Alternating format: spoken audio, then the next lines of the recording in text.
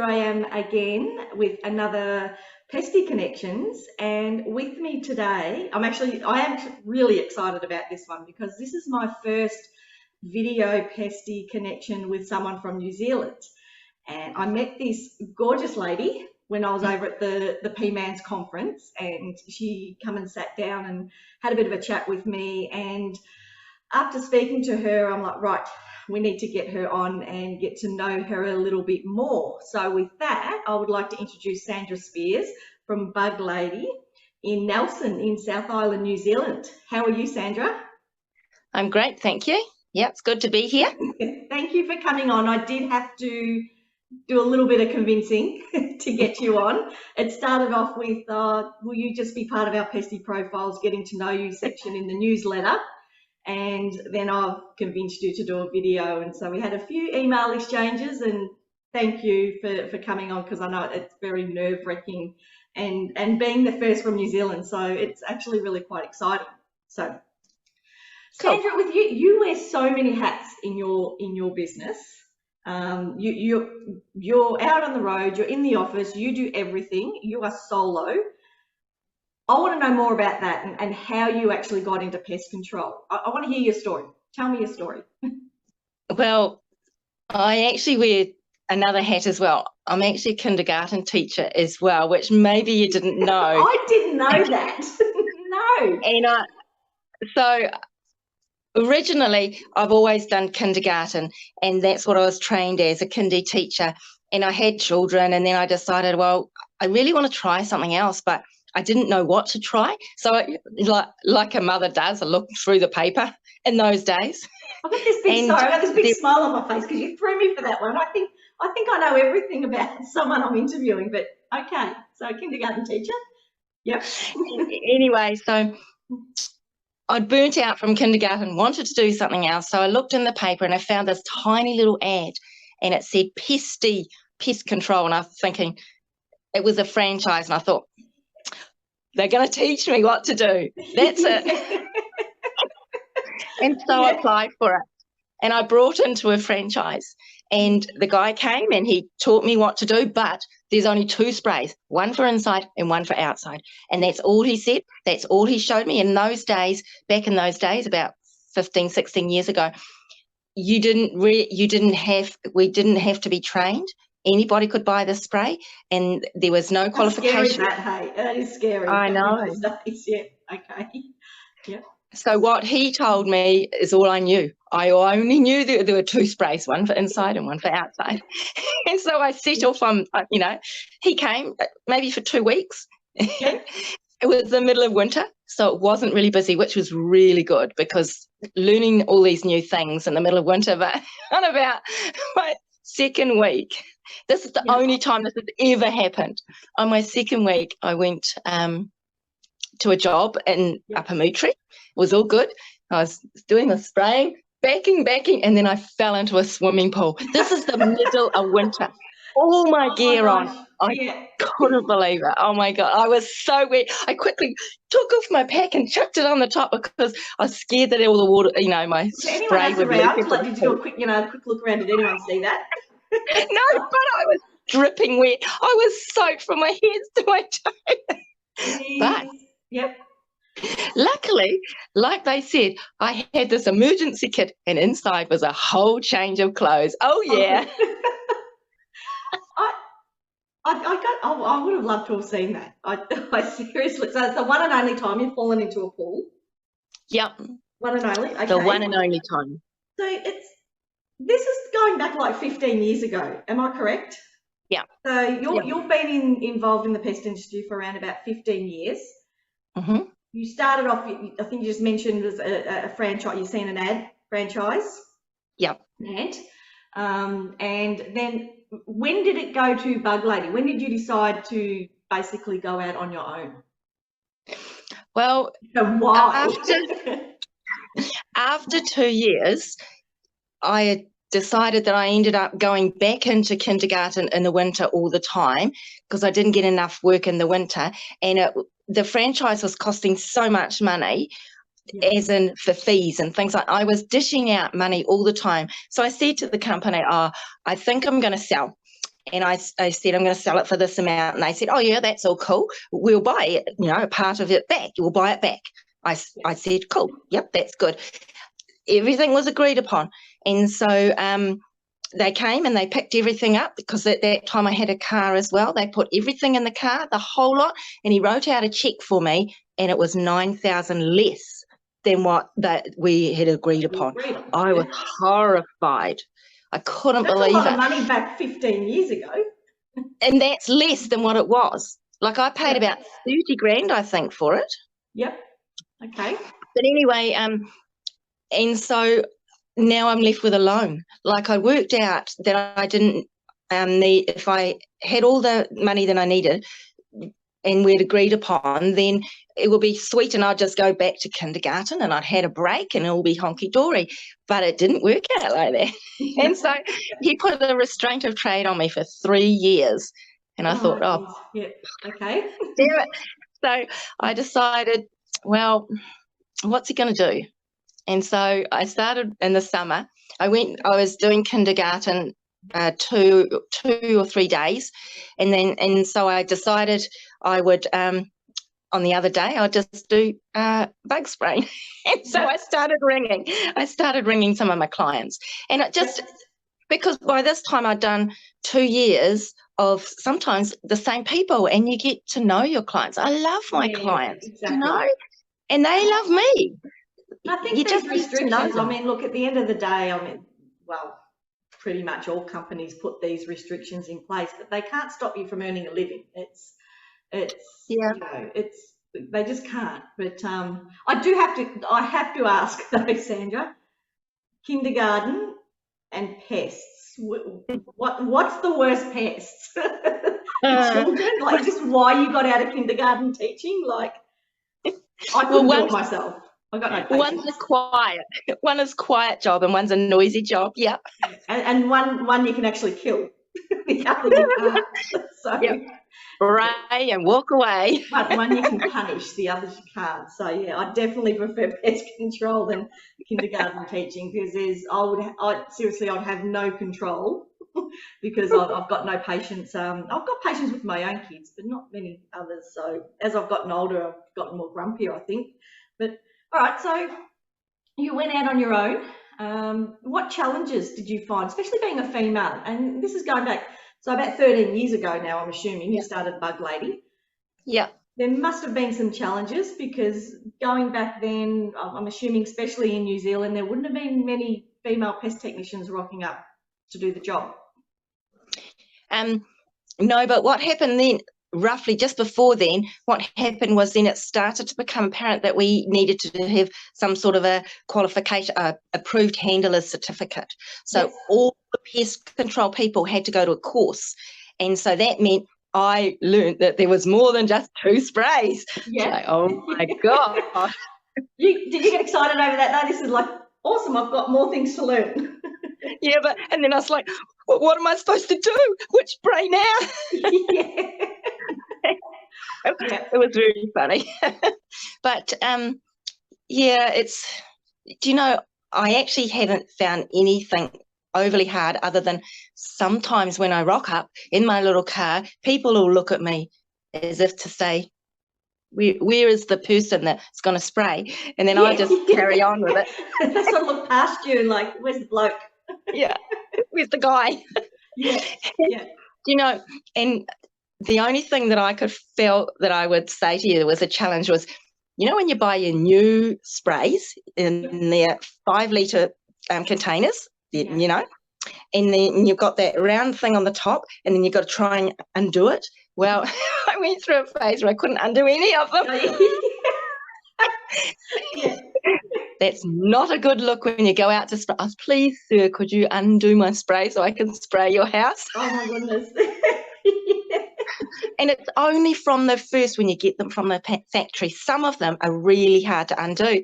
But I've worked out a system now, and I sometimes can use a tool to do it, but I always just open them when I get them now. And if I can't open them, I'll just ask Grant. I think I crack up. I've got a female technician on our team in my own business, and some of the things that I see what happens to her. I crack up. She does a lot of TikToks now, which I love. And I'm not sure Yeah. if you've seen one of them, but we have posted it quite a few times in the women's, private groups. Is one we call the turtle, when she puts the backpack on and it was Yeah. just too heavy and she's fallen back and she's on her back and her arms and legs are just going all over the place. And I think we put some like Benny Hill music or something to it. It was quite funny, Yeah. but the challenges that she faces are quite funny, to be honest. We do have a bit of a chuckle, but do you face any challenges which are, I guess, intimidating for you? Like, is there men or women that go, "Oh, we're not happy with a female rocking up"? Have you had Never. any issues? Never once. Do you know, That's awesome. I find people are so happy that it's a woman, and they're so pleased that they want you to come back again and again. And yeah, which is really cool. There was one other thing which my mum said to me today when I came here. She said, "Oh, there is one other thing, you know." She said, "Didn't you talk about some overalls? You used to get red overalls, and then you said they couldn't make red overalls anymore because they didn't sell enough in your size." Yeah. So now I have to wear blue overalls like a mechanic. Oh, good. Your overalls are yours pop buttons or are they zip? A zip. They're a zip. Okay, yeah, the zip ones are good. I know there's a few females here, especially the ones that got the boobs. I'd be terrible because I've got big boobs, so I'd be a terrible technician because they'd be popping out all the time, and they'd be getting in the way when I'm crawling through a roof cavity or something. But I'd be terrible. What are your main pests in around Nelson area or around where you work? When I first started, they were only flies and spiders. So I did a couple of years of just spiders and flies, nothing else. And then ants came along, but ants were horrendous. You could, like in the early days, there were no sprays that worked very well for ants. Yeah. So you could bait them. And I got too many callbacks. So I thought, nah, I'm not going to do that. But then they worked out some different sprays. And so I did another course, and the sprays were amazing. And I thought, okay, I'm going to do that now. What product do you use for ants? What's your prominent product that you would use for ants in New Zealand? We use some key industry things like Key Beater. Key Biff and Recruit would be the key industry ones. And their dust, they use dust to dust and Bifrost granules. Yep.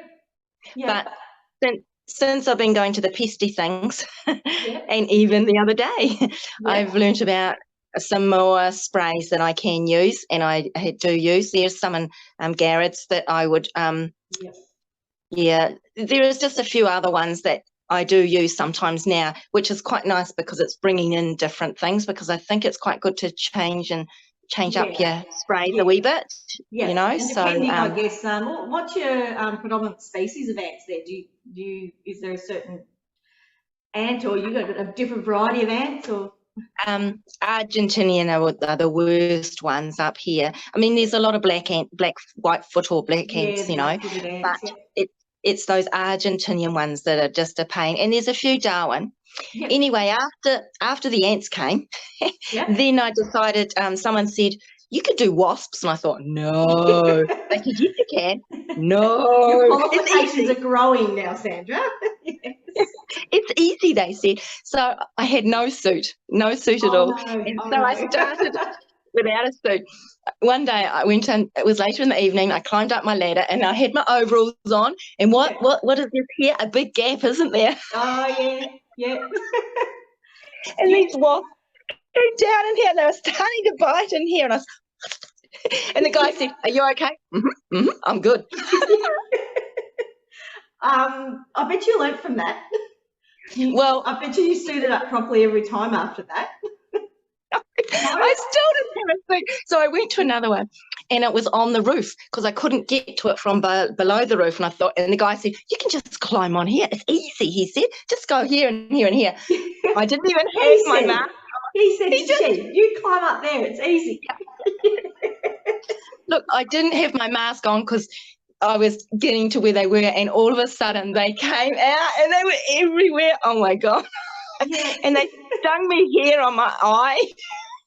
It'll blow up. So Like, and then when I got down, I wouldn't even look because in case you could see that I was stung. is that your worst? I mean, we've had falling into a pool, had the wasps. What's been your worst? Or are we talking that these are your worsts?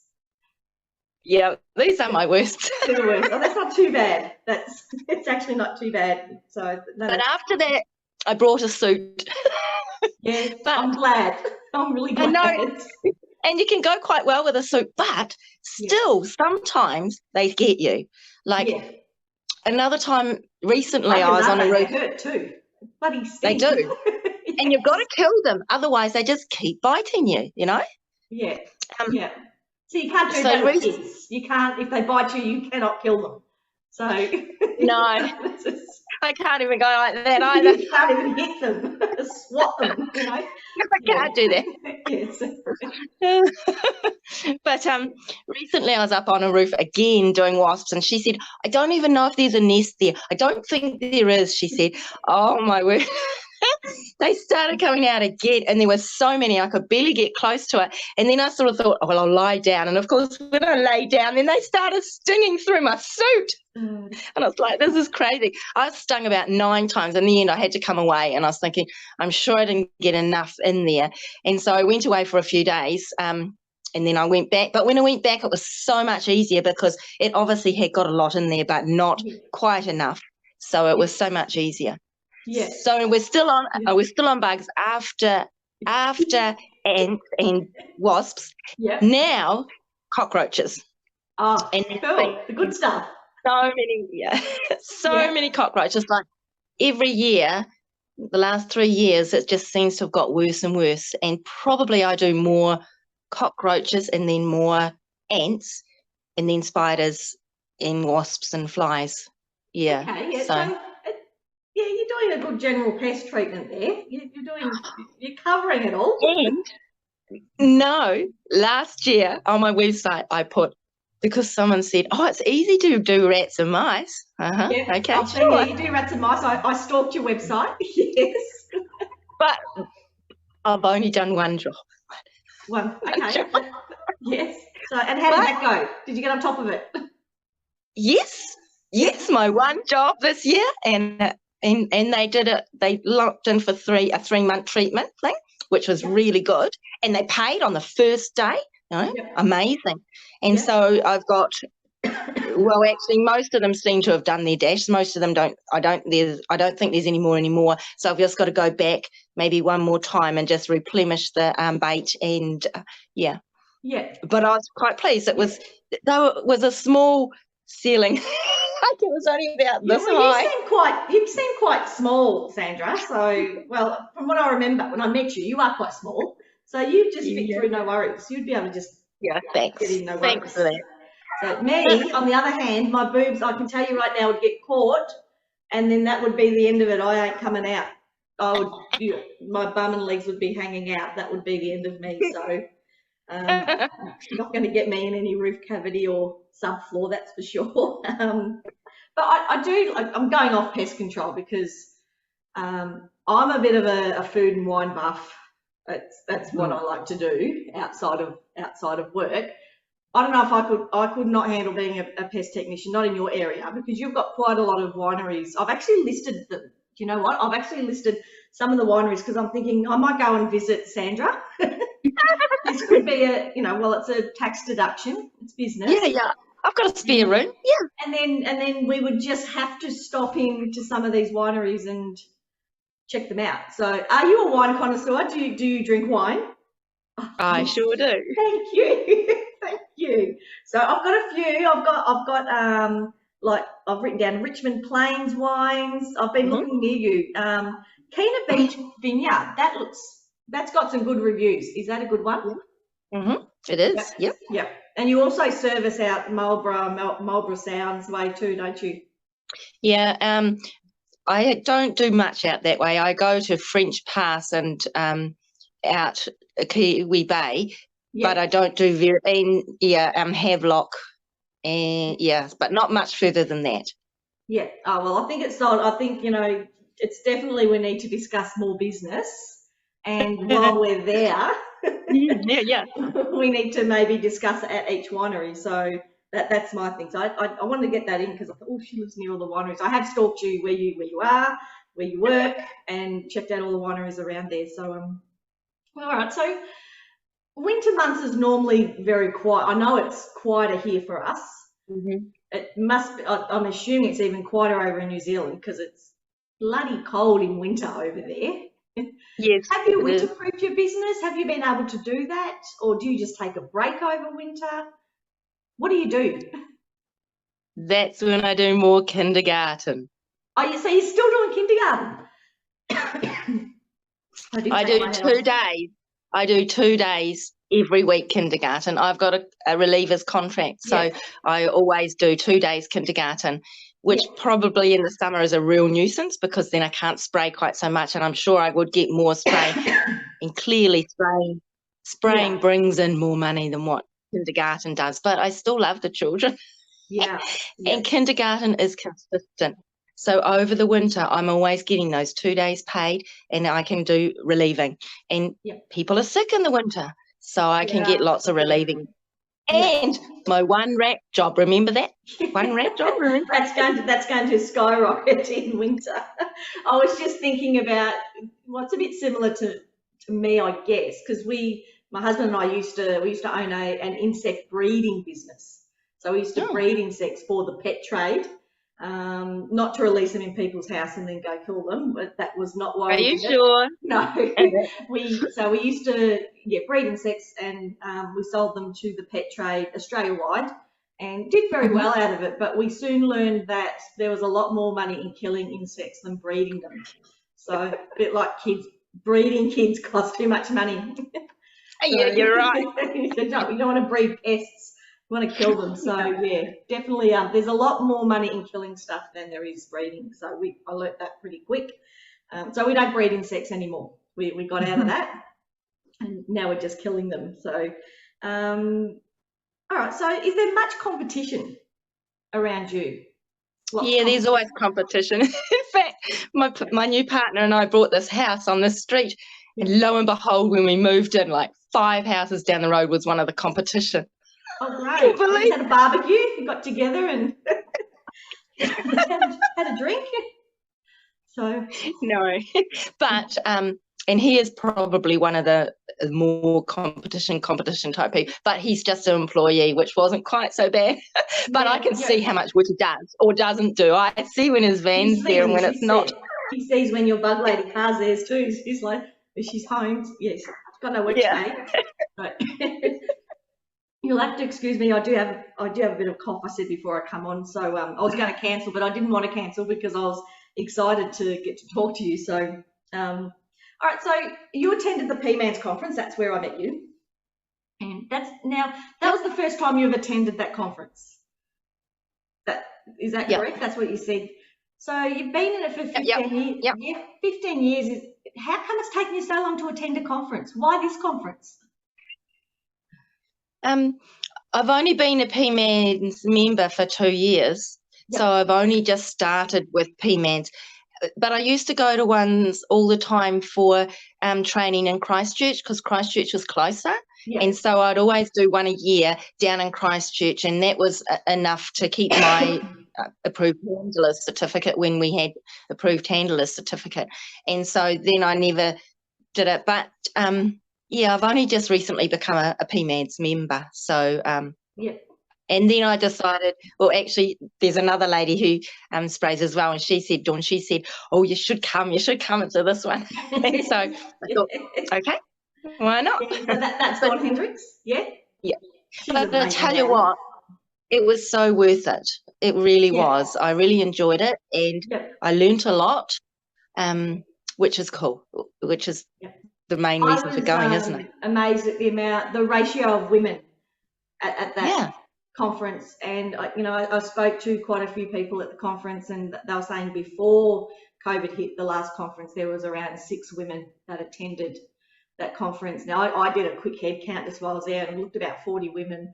It could be more, but you know, with 200 delegates, I think, you know, the ratio of women was pretty strong, and so I got excited over it, and I didn't stop talking. I think I lost my voice by the end of that conference, so I didn't stop talking the whole time. So I met so many amazing, not just women, but men, and it was, and I'm glad that you come up and introduce yourself. So thank you for that, because now I know heaps more about you, and we will be featuring you in the next newsletter, because you've also done, you know, a little article that we'll be putting in as well. So I'm excited to get that released.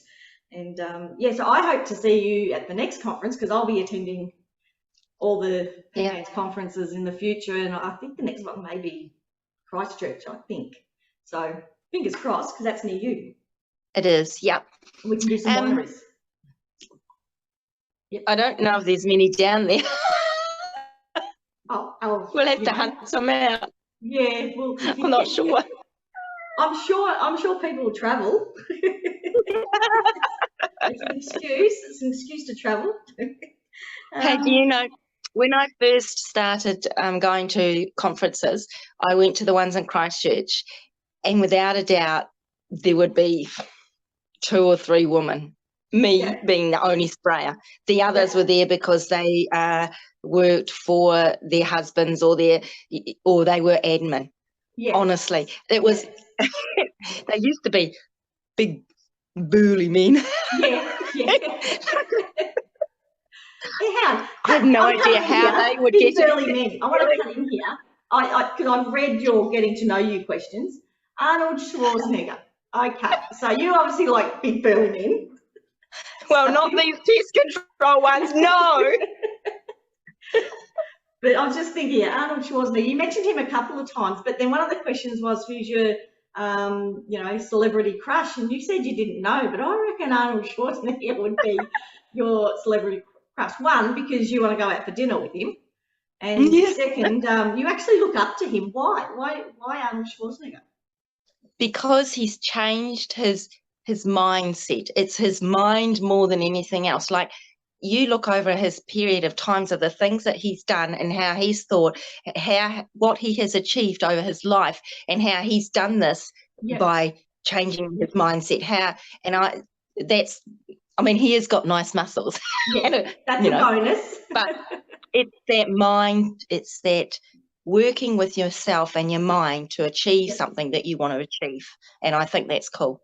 And I love you actually do that, because I have done my homework on you, and you are a person who reads those books, and you put yourself into that mindset, and I actually love that you do that, and that's probably why you are where you are today, to be honest, Sandra. And I mean, the first 5 minutes of having a conversation with you, I thought you're quite special. That's honest, and that's why I quickly gave you my card and said we need to hook up.